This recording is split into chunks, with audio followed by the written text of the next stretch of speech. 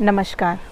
आज हम संस्कृताइजेशन या संस्कृतिकरण के बारे में बात करेंगे। तो एम.एन. श्रीनिवास जी ने 1950 और 60 के दशक में जो जाति व्यवस्था में परिवर्तन जो आ रहा था या परिवर्तन उन्होंने जो नोटिस किया, जो देखा, उसके बारे में अवधारणा प्रस्तुत की थी। तो समाज में जो 4 वर्ण जाने जाते हैं, ब्राह्मण, क्षत्रिय, वैश्य और शूद्र, इन 4 वर्ण में विभाजित थी और आज भी आज़ादी के इतने दशक बाद भी ये 4 वर्ण में हमारा समाज विभाजित है। तो शूद्र वो सबसे निचली जाति का माना जाता था, उससे ऊपर वैश्य, उससे ऊपर क्षत्रिय, फिर ब्राह्मण को सबसे उच्च कोटि का जाति का माना जाता था।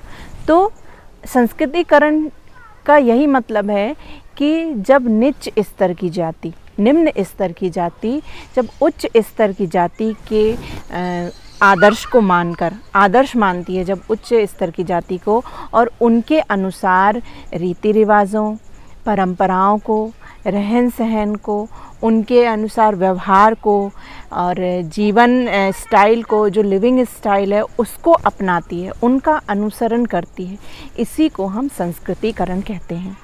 तो संस्कृतिकरण से जो व्यक्ति की जो भी गतिविधियां होती हैं या किसी भी जाति की जो संपूर्ण गतिविधियां होती हैं, जो क्रियाकलाप होते हैं, उनमें पूरी तरीके से परिवर्तन होता है। मतलब जैसे अगर उनके खान पान में परिवर्तन होगा, नृत्य में जो उनके क्रियाकलाप हैं, जो कर्मकांड हैं, सभी जितनी भी उनकी गतिविधियां होंगी उन सभी में परिवर्तन होता है।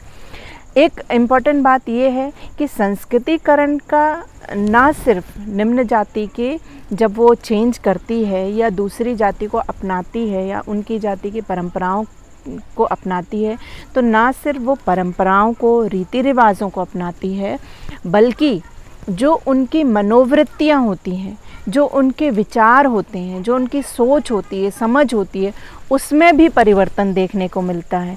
क्योंकि जब उनका संपूर्ण जब वो उसके अनुसरण कर रहे हैं, दूसरी जाति को अपना रहे हैं, दूसरी जाति को, उच्च जाति को आदर्श मान रहे हैं, तो स्वाभाविक सी बात है कि उनकी मानसिक स्थिति में, उनके मनोवृत्तियों में भी परिवर्तन होगा।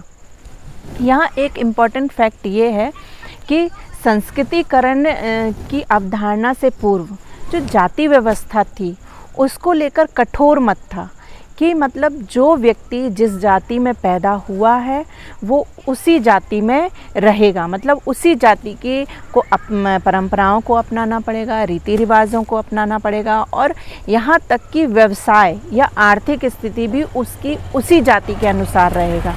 और ये जो विचार था वो दिया था एस.वी. केतकर जी ने। तो एस.वी. केतकर ने अपनी पुस्तक history of caste in India में लिखा है कि एक जाति की सदस्यता केवल उन व्यक्तियों तक ही सीमित होती है जो कि उस जाति विशेष के सदस्यों से ही पैदा हुए हैं।